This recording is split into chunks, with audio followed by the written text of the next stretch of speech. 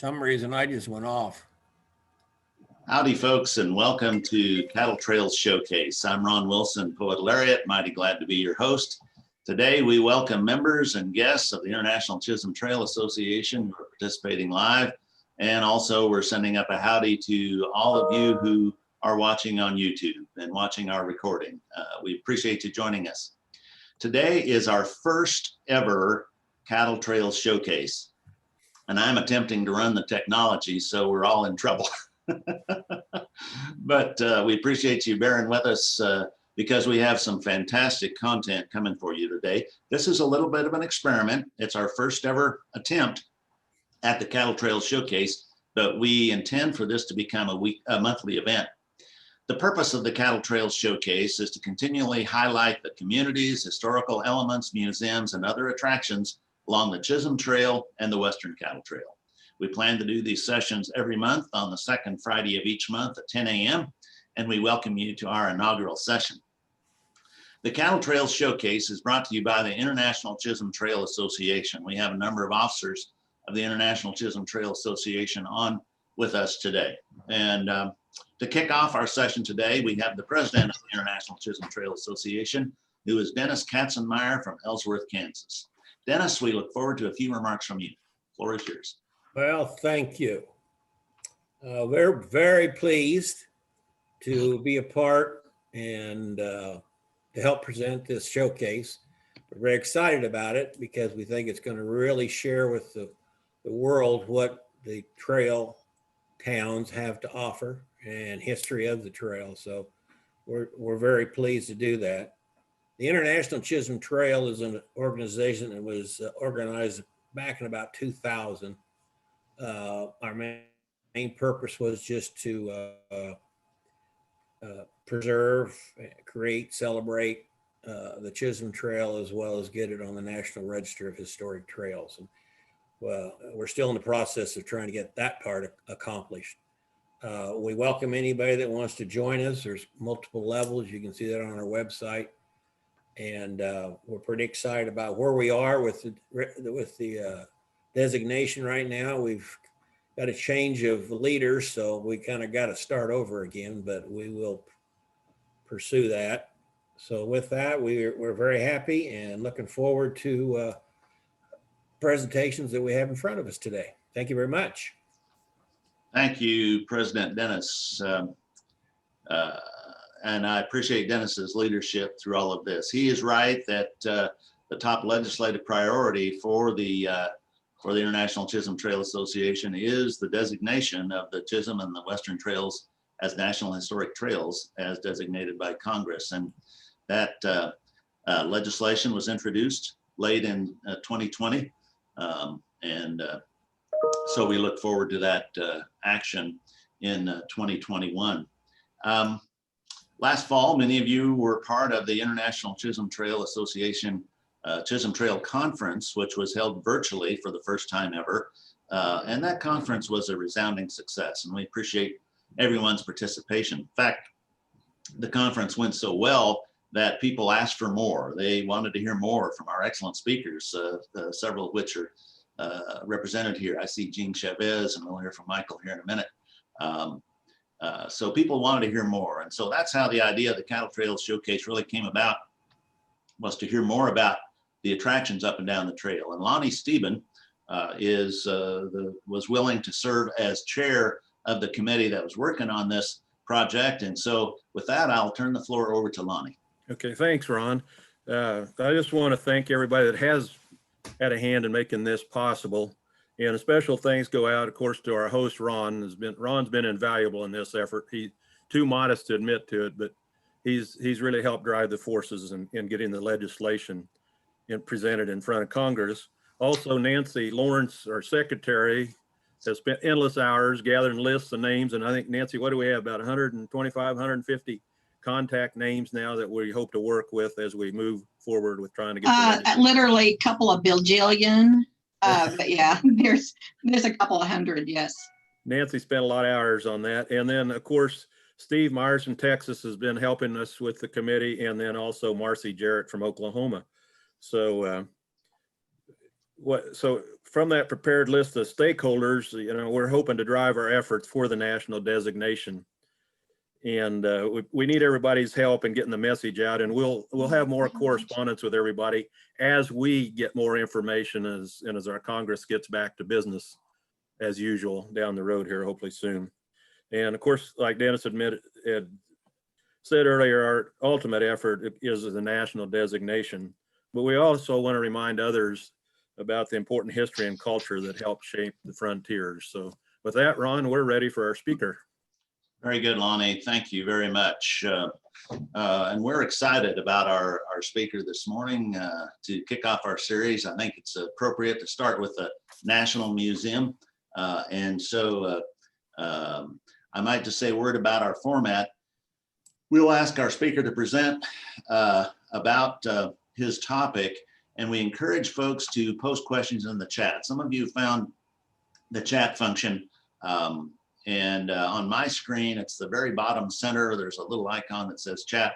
If you click on that, it'll call up a screen where you can type your message to everyone, or your question to everyone, or to individual participants for that matter. And so we will plan to take questions after the presentation, but please put your questions in the chat. And meanwhile, I think almost all of you have muted your mics. I appreciate you doing that so that we have great audio from our speaker.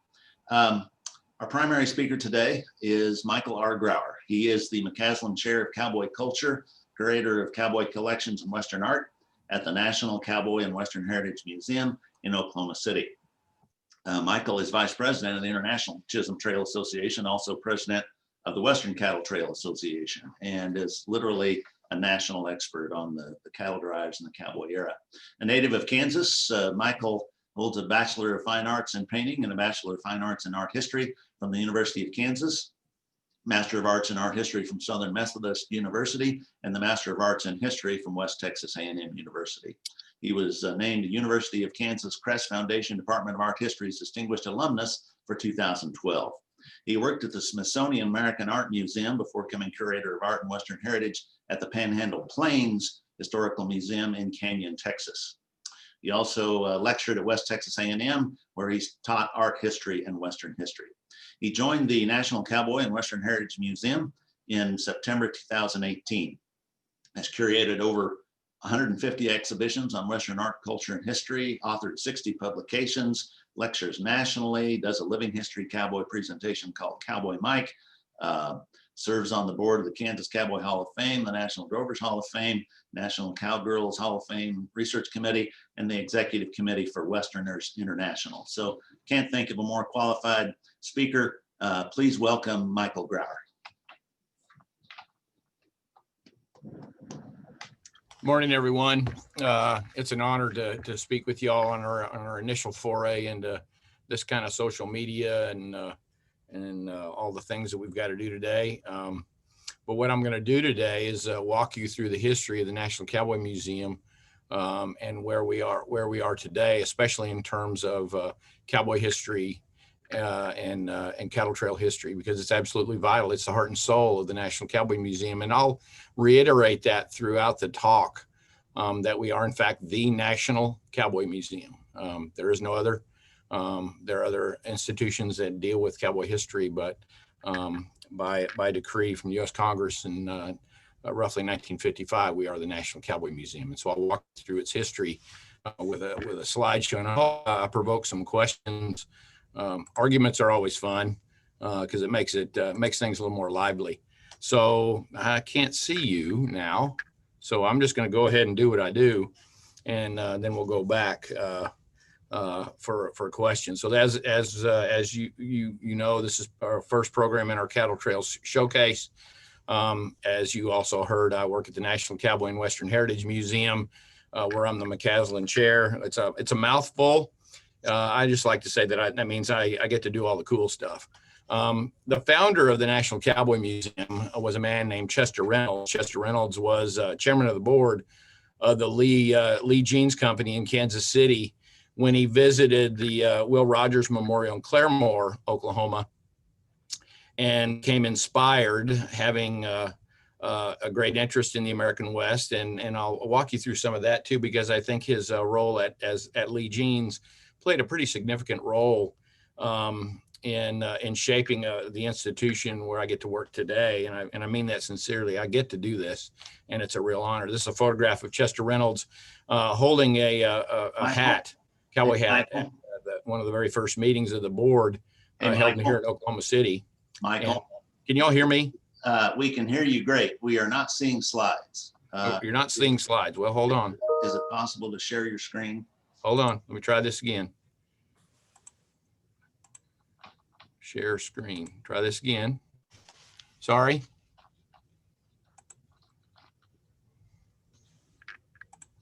How about now? There we go. Now we're getting there. Okay. Trying to get the slideshow. How about now? You can see it all right now? There we go. Perfect. Well, anyway, this is Chester Reynolds. This is actually a dinner they had on the left, and the left slide they had at the Cattleman's restaurant here in Oklahoma City, a great place for a steak still today. And also at a celebration at the Skirvin Hotel, recently renovated here in Oklahoma City, and a place to come check out, and plays a huge role in the history of this institution. In 1953 at Cheyenne Frontier Days, Chester Reynolds, as you can see from the quotation, he really proposed this to the nation, especially to the governors of what he considered the 17 Western states. Those of us who deal in trans-Mississippi history believe that was a little short-sighted, and there should have been 5 other states involved in that, namely Louisiana, Arkansas, Missouri, Iowa, and Minnesota, especially Missouri, because you really can't talk about Western history unless you talk about Missouri. And so he proposed a memorial, the National Cowboy Hall of Fame, as he said, and most importantly, the guard, cherish, and advance the heritage and romance of the West through a museum to house artifacts and tell that great story. He, as I said before, was chairman of the Lee Jeans Company. This is it was an important part of Western history, starting in Salina with H.D. Lee, and then moving to the headquarters there that you can see in the photograph on the right of the downtown building in Kansas City. It's now apartments, but it was one of those places that I remembered as a kid growing up in Kansas City. You know, it's just cool to have the Lee Jeans logo on top of that building, as well as the livestock exchange building down in the stockyards. But in terms of the timeline, how this came about, he cowboyed in Kansas and homesteaded in Colorado, started working for H.D. Lee in 1905. Lee eventually moved from Salina to Kansas City. Reynolds was actually the man who conceived of the Buddy Lee doll. Some of us remember the Buddy Lee doll. He usually wore overalls. And then ultimately Lee Jeans came up in 1925 with the Cowboys waist overalls, which Levi's had been making since the 1880s. And so this became their part of that. There was no Wrangler those days. Wrangler, as I like to tell students, if you're wearing Wrangler jeans, you need to take those in the backyard and burn them, because those aren't cowboy pants. That's just good marketing, good for them. But go get yourself a pair of Levi's 501s or Lee 101s, and you're good to go. But you can see in this timeline, he eventually becomes chairman of the board in 1952. And from that bully pulpit, he was able to talk about his dream for a Cowboy Hall of Fame. I think it's just an interesting history to go part of this. So his objectives, as you can see, and I'll list these for you, were very ambitious, as you can see. Honor past and present cowboy, stockmen, and ranchers. That's key. The acts and deeds of these men by the erection of a memorial and a museum. Guard, cherish, and advance the heritage and romance. Maintain that museum. Cooperate. That's the key thing, is cooperate with other organizations. And of course, all lawful acts are something that we all aspire to do. So the very first board meeting, ultimately, when he set out this plea, and the governors of all these Western states were very much involved with this, and also prominent citizens throughout the Western states. They had a board meeting in January of 1955 at the Brown Hotel in Denver. They decided to throw out the net for cities to bid on it. 46 cities bid on the site. And then there were semifinalists. Believe it or not, the old place where I used to work, and I worked at the Panhandle Plains Museum for 31 years in Canyon, Texas, was a site, the only site in Texas, mainly because of its Charles Goodnight and ranching heritage collections, which are really quite vast. Las Vegas, New Mexico, Cheyenne, Wyoming, Dodge City, Kansas, Colorado Springs, Miles City, North Platte, Oklahoma City, Prescott, and Rapid City, all genuine and worthy candidates. They whittled it down, and after touring, they toured every one of these cities. Everyone rolled out the red carpet for the selection committee. And then they whittle it down to the 3 finalists: Dodge City, Colorado Springs, and Oklahoma City. One of the things that Chester Reynolds really stressed was a very public spot. He wanted it to be visible from whatever city it was placed in. And one of the reasons that Oklahoma City was selected by the trustees is because of the hill northeast of Oklahoma, downtown Oklahoma City, on which the Cowboy Hall of Fame eventually settled, is called Persimmon Hill. A very prominent location. Route 66 went right by here. And today it fits the bill for what he really saw as a National Cowboy Hall of Fame. And that's what it was called originally. And within a few weeks, they established the National Rodeo Hall of Fame, and I'll get to that in just a minute. So because of this association through Lee Jeans with rodeo contestants, rodeo became a very prominent part of the story almost immediately. So the dedication to the site was on November 12th, 1955. They really came out to play after selecting the sites. Parades and great fanfare were held leading up to Persimmon Hill. And then the original, what was called the National Cowboy Hall of Fame, today called the Hall of Great Westerners.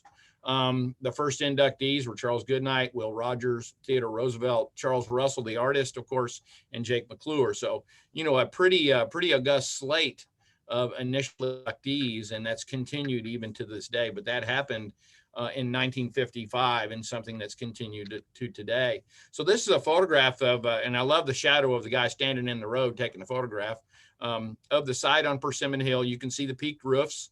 It's a very modern design, as you will see, and they're supposed to be reflective not only of early dwellings on the plains, but also to reflect teepees and prayer schooners. It's a very stylized design, and I love the billboard. You're now this is the site of the National Cowboy Hall of Fame, and you could turn it in. This is now the roadway for Interstate 44 that goes right down below the hill.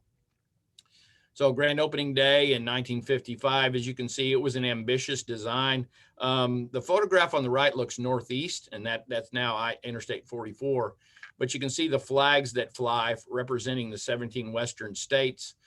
That's still part of what we do here at the Cowboy Museum. But the water spectacular, as I like to call it, is greatly reduced. And that loggia you see in the color photograph on the right, there are quite a bit of changes that have happened to that. But those of us who've started visiting the Cowboy Hall of Fame early on, and I've been coming here for nearly 40 years, remember the old design, and it was quite different. And so the programming, they hired a man named Dean Krakel as the initial director. They hired him away from the Gilcrease Museum up in Tulsa.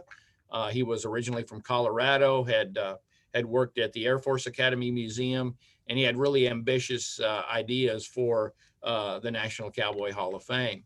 John Wayne bought into the mission of the institution immediately and rode in what I like to call the inaugural parade. That's John Wayne on a white horse in downtown Oklahoma City, and he led the parade from downtown Oklahoma City up to Persimmon Hill. It's about 6 miles or so to downtown, and there you can see him standing actually in front of scaffolding. They were already adding to it even as the doors opened. And that's key to understand. It's always ambitious, and that continues through today. But John Wayne ultimately left his personal collection to the museum when he died in 1979, and we have a section in our gallery devoted to the John Wayne collection. I mentioned before the Western Heritage Awards, which included the inductees into the what was then called the National Cowboy Hall of Fame. Those were initially held at the Skirvin Hotel in 1955, 10 years before there was a building. And then it continue even today. That photograph there on the right from 1990. I'm lucky enough to have attended the last one we had, unfortunately, with COVID. We didn't have it last year, but we do plan to have it in this coming April. And I was present, and you can actually access this speech on the Wrangler Network. Kevin Costner's speech was incredibly moving.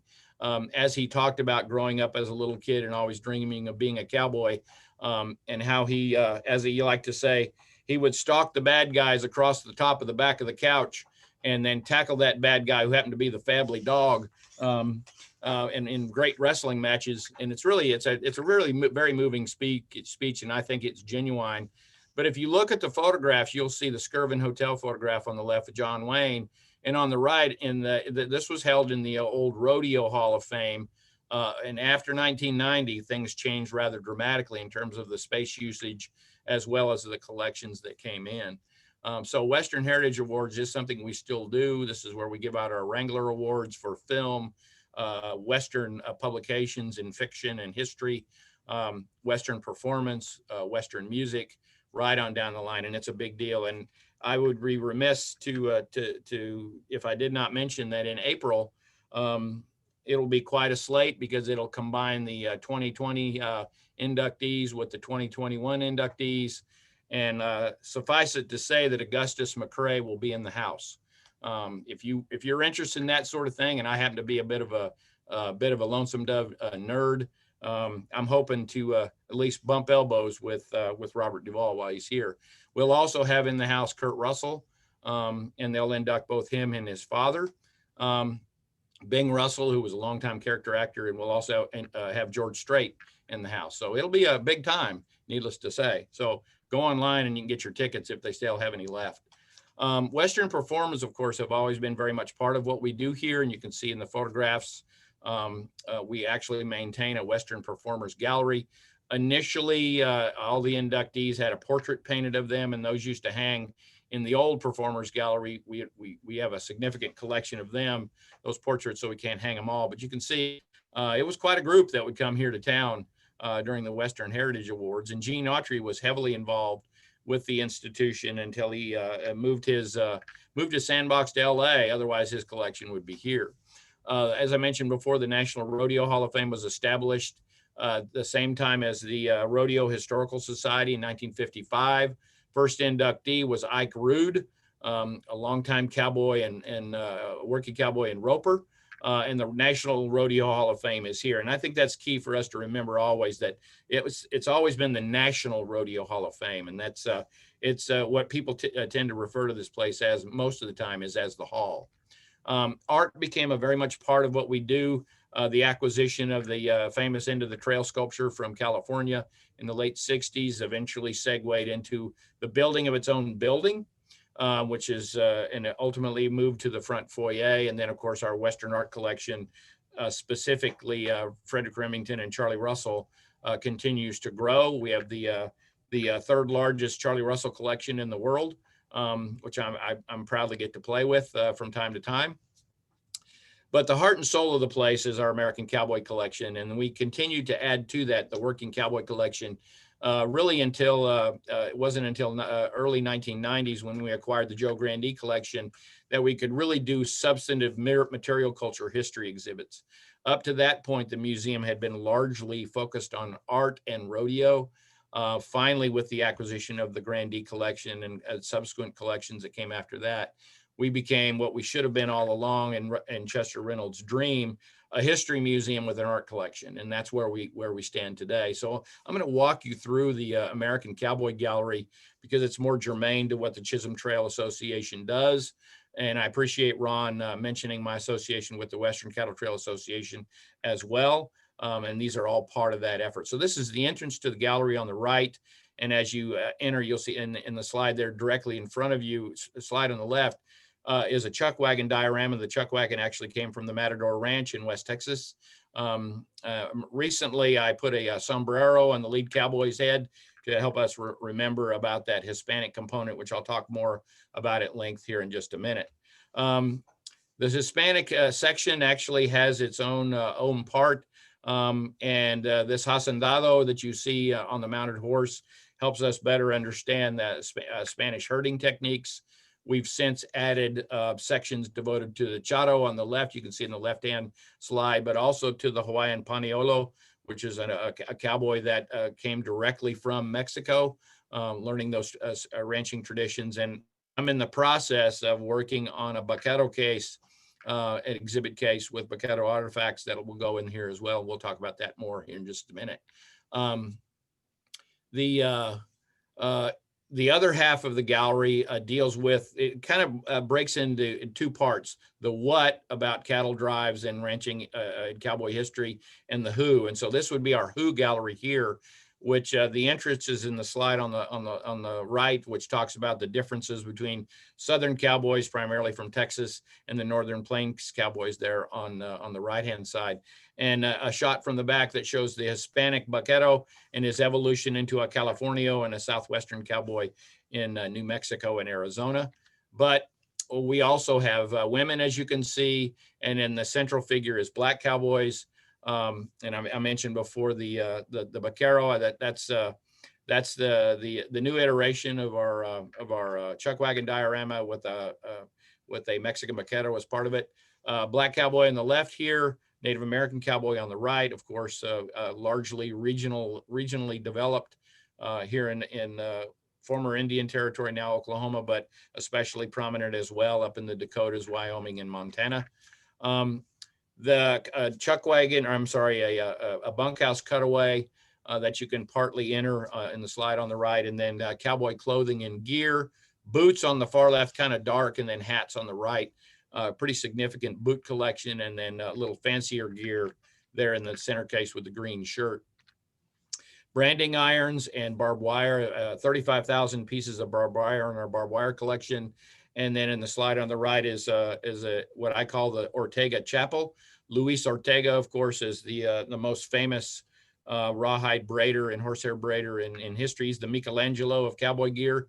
And we received his collection in the early 90s and created an exhibit room specific to his work. And it's unparalleled anywhere in the country. The what gallery, the evolution of from trail drives, from the Spanish tradition to trail drives to early ranching and so on, takes place in this gallery. And most importantly, or as important, is the geography. And in the floor, there's a granite trail map that shows the different cattle trails that we've recently adjusted. And I'll show slides of that in just a minute, but you'll be able to see that. But the slide on the right, you can see the case right in front of you is early ranching in Texas, where it begins. Adjacent to it is our rodeo gallery, our National Rodeo Gallery, historic rodeo collections. Unlike anywhere else, you just won't find these artifacts anywhere.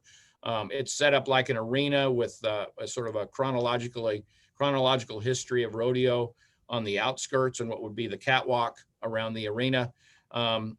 Even the announcer stands, which actually includes a cutout of my predecessor, Don Reeves, posing up there in the speaker's booth, and also Richard Rattenberry is also up there, who was our former curator of history. So, these guys are obviously without shame in the same things that they do.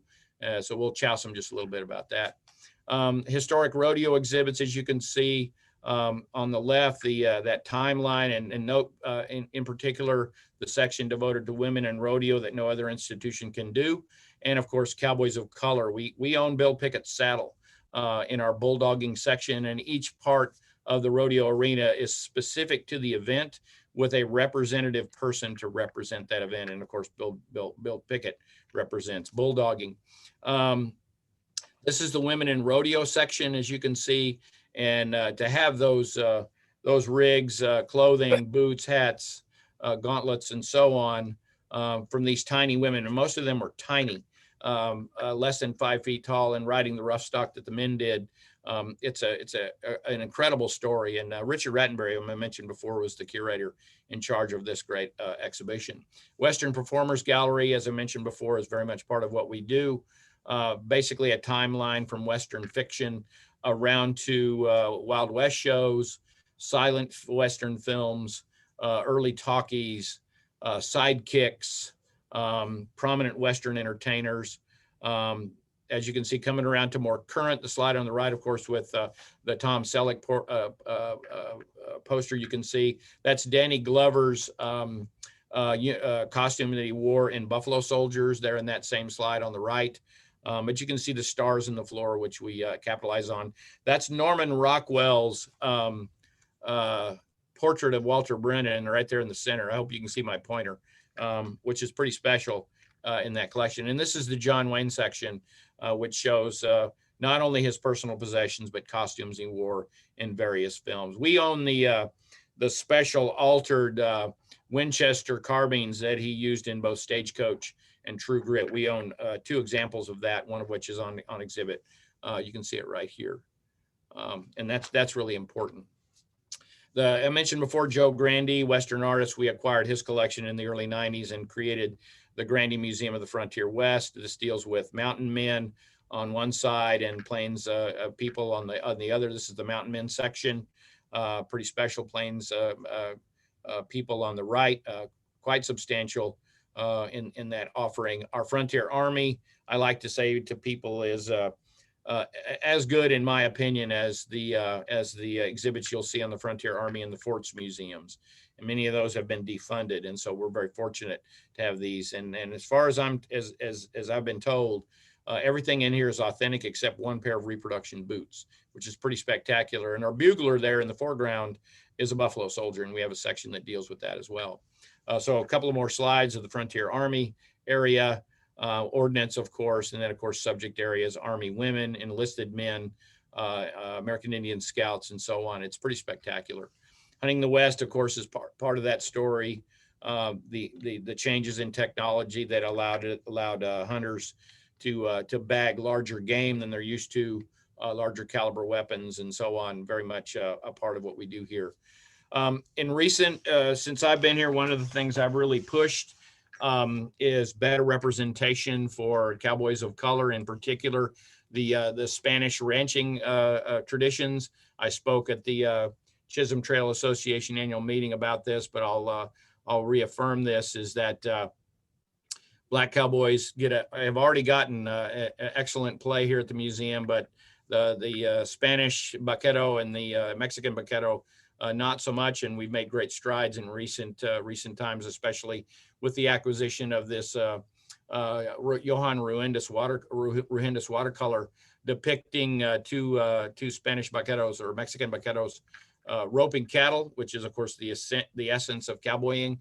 They're all wearing leather clothing, which signifies because of the caste system that they are people of color, and it's correct to say that in fact the very first cowboys were probably Indians, or they certainly were mixed race, or in fact were black. So that's the whole idea of using a rope to manage herd stock comes from West Africa, and of course using the horse to herd that same stock is North African technology, and those coalesce in eastern Mexico and eventually make their way up in Texas and so on. We recently acquired this painting on the right by W. Herbert Dunton, showing two Mexican vaqueros roping grizzly bears in Chihuahua on the Hearst Babacora Ranch. And this is a brand new installation. I recently got a chance to rehang the Western Art Galleries, and we decided to hang this new acquisition of a Dunton oil done in 1910 next to an entire vaquero rig, as you can see there from the permanent collection, from sombrero to chapareras to the saddle, the riata, all the way across. Everything that's depicted in the painting is also in the exhibit case to its left. Moving on to the other things I've been working on is making adjustments to the cattle trails map in the floor of the American Cowboy Gallery. And we added, thanks to people like Kim Goodnight from Dodge City and Wichita, we added Dodge City, we added Wichita, and we added Baxter Springs. And this photograph here shows the efforts that went on just a few weeks ago to re-black all the different trails so they're more visible. This has been in the floor since 1999, and it's sort of worn away. So we've recently re-blacked it, and also emphasized the fact that the first cattle trails actually went east, and they also went west before they went north. And of course, emphasizing the other Western states that Chester Reynolds didn't make part of that original plan. Also part of this is an effort to introduce people to the American Cowboy Gallery. You can't have cowboys without cows. So we brought a longhorn steer out of the basement, gave him a mani-pedi and hair transplants, gave him a repair, put him out right at the entrance, added a hands-on chuck wagon right outside that entrance that was donated for that purpose. And then of course, hands-on cowboy things. And of course you can see This was taken pre-COVID, because after COVID happened, nobody can touch anything anymore because nobody remembers how to wash their hands, apparently. But in any case, this stands right outside the American Cowboy Gallery, and it's actually a lead-in to the new outdoor learning experience called Lichikoshkamo, which is Chickasaw word that means let's play. And so all of this is on Persimmon Hill to the south side of the building. This is part of the original building. This is part of that wing that was added. I'll talk more about that now, but a reconstruction of Mesa Verde, a Hopi house here, Kiowa teepee here, Caddo grass house here. Underneath this trees is a Pawnee Earth Lodge, Chickasaw Council House, and some things that I had added, which is a Mexican roping corral, an interactive for kids to talk about those Mexican roping traditions. And then also a depot right here, of course, is a loading chute, cattle car, because all of these were cow towns, and that's an absolute vital part of that story. Most recently, we did an exhibition called Caballeros y Vaqueros, using our permanent collection to talk about those Spanish and Mexican ranching heritages and technologies. And believe it or not, we won an award from AASLH, and American Association of State and Local History. That's something we're pretty proud of. This is a few installation shots from Caballeros y Vaqueros, first major exhibition I did when I got here. And it was a whole idea about cowboys north and south. It really was a migration from Mexico south and Mexico north. And you can see the gaucho shaking hands with the American cowboy there in this wonderful drawing by Jody Young, who also supplied some of the imagery for Caballeros y Vaqueros, especially because of his work amongst the Californios and the Vaqueros out there in California. We were able to talk about where Cowboy Ground Zero really is, which is Western Africa. This is an image from True West magazine, and they missed the West Africa part, but North Africa across the Atlantic to here, and then it migrates up. That's really the cowboy story. We were able to talk about multiculturalism on trail drives, something we talk a lot about in our work on the Chisholm Trail. How that segued into Wild West shows to include women, because who doesn't want to see a beautiful, daring Western girl and Mexican senorita? It's a good way to sell tickets, of course. And of course, there were women riding rough stuck, as I said before, like Thelma Warner, who was a 6'2" bronc and a pickup rider from South Dakota in the 1920s, whose archive we just acquired. Our Dickinson Research Center has 800,000 images, most of which, if you deal with cowboy, and the Rodeo Historical Society collection is quite magnificent. It includes photographs like you see here of George Fletcher, who very prominent cowboy in the 19-teens, who went on to serve the U.S. proudly in World War I, but really an important part of that story as well. The Hispanic cowboy and the Hispanic vaquero, especially in Western Mexico, Sinaloa and Sonora, using, as you can see, the armas that helped protect the legs and also chest and neck of the horse is something we can use our art to tell that story. And Caballeros, this is all part of Caballeros y Vaqueros. And it's one of the first times we've done our labels bilingually in a very long time, something we're going to continue to do as we move forward. Just to reinforce the point, this was my interest area as working cowboys, and I wanted to help drive home that distinction between a caballero, who's a gentleman performing horse skills, and a vaquero, who's a working man who's working for very little money, largely anonymous. And nothing tells that story better than these two saddles. And I will tell you that vaquero saddle is one of my absolute favorite artifacts in this collection, because as you can see, it's been up the trail a couple of times, and it's really quite outstanding. So I'll conclude with this image and reinforce the idea and the purpose of this place to be the national Cowboy and Western Heritage Museum. That's what Chester Reynolds always dreamed of. And Western Heritage, of course, encompasses many more things than cowboy history. And I think that the two slides projected over the top of the institution help tell that better. This is Welcome Sundown by a sculpture by Hollis Williford that stands at our entrance. And of course, right inside the entrance is this fantastic, great a sculpture by James Earl Fraser called Into the Trail. I don't see it. I don't interpret it the way many people do. I see this as warrior pausing in a time in battle and refortifying himself. That's how I interpret that. And of course, welcome Sundown. Those cowboys worked from can sea to can't for very low wages and bad food, dangerous conditions, and Sundown was always welcome, at least for a little while. But this is our institution today. As you can see, it's about 220,000 square feet. This was the original building here in the middle.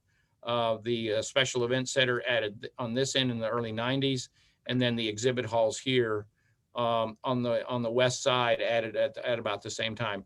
All along here are bas reliefs by the cowboy artist Tom Ryan. This is cowboys driving a remuda of horses toward the front, which is one of my favorite works of art we have on the exterior.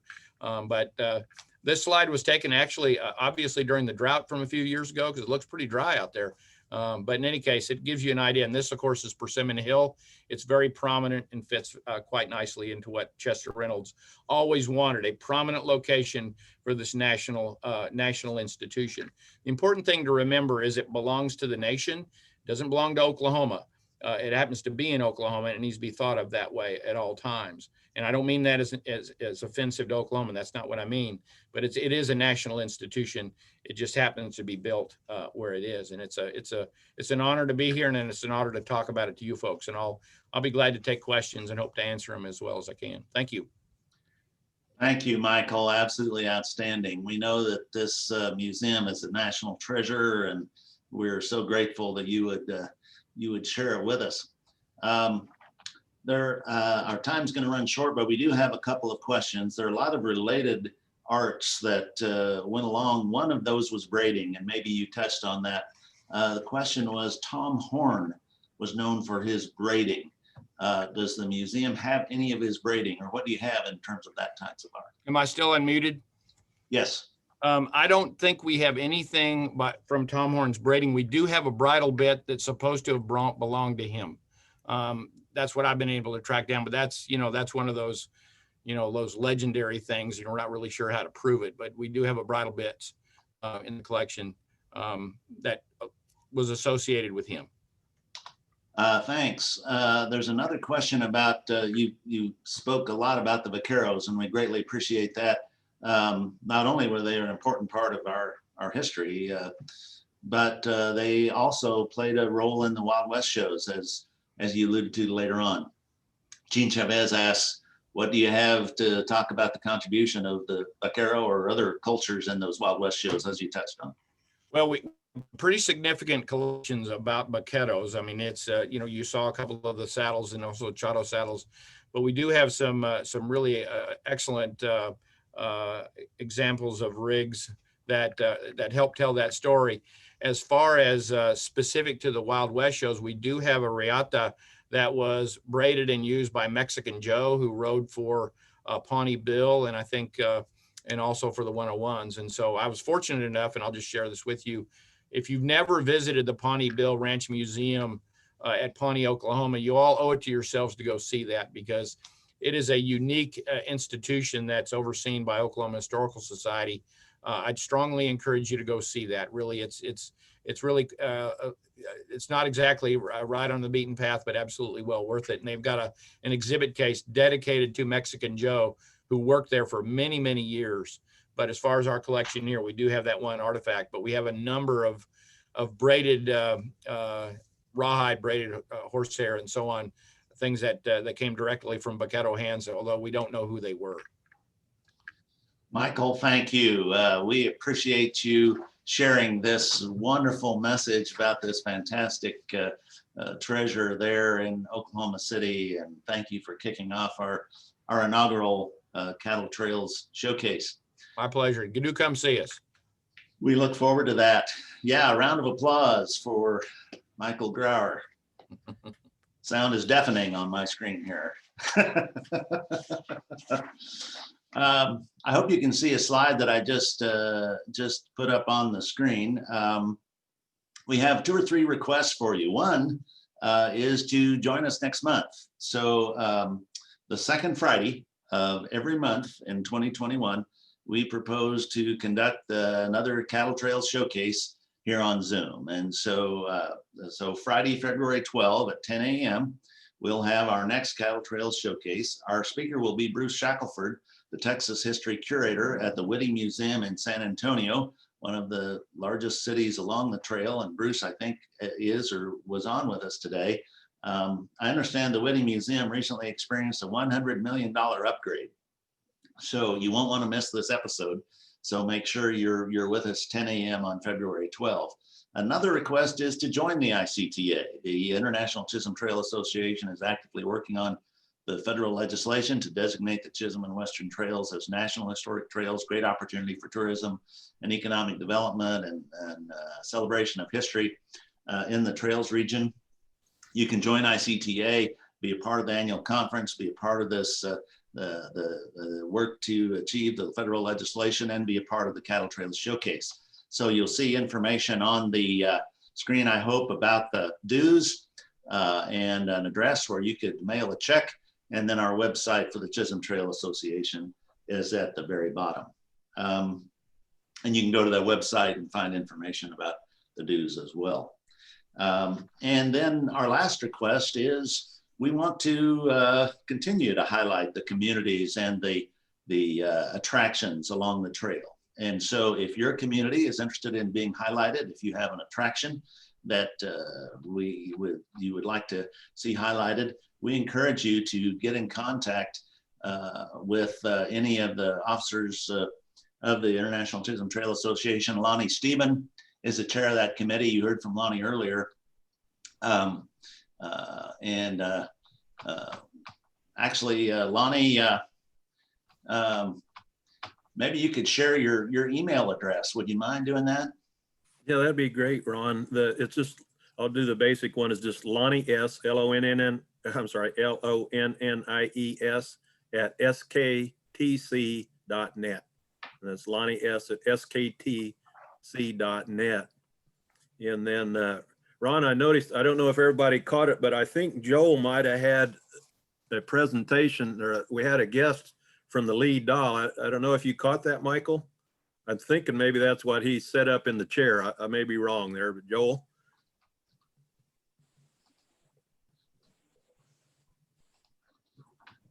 Yeah, there you go, Joel. that was a what do you call it, a buddy lead doll that was actually in my grandfather's mercantile. Oh, that's fantastic. That's fantastic. Thanks for sharing that, Joel. Absolutely, Joel. Thank you. And Joel's, by the way, Joel's the secretary treasurer of the, no, he's the treasurer of the Western Cattle Trail Association. So, you know, there we go. Thank you, Joel, for being here. Yeah. Thank you for inviting me. Thank you, Joel. And thanks for sharing that treasure, Buddy Lee doll. Wow. You sure you didn't conspire with Michael Grauer to do that? That was just too good to be true. We appreciate you doing that. Folks, thank you for joining us on the Cattle Trail Showcase today. We look forward to seeing you next week. So to close our program, this is Ron Wilson, Poet Laureate, saying thanks for taking time to join us in this place, and come on back next month for our Cattle Trails Showcase. Happy trails, everybody. Bye, all.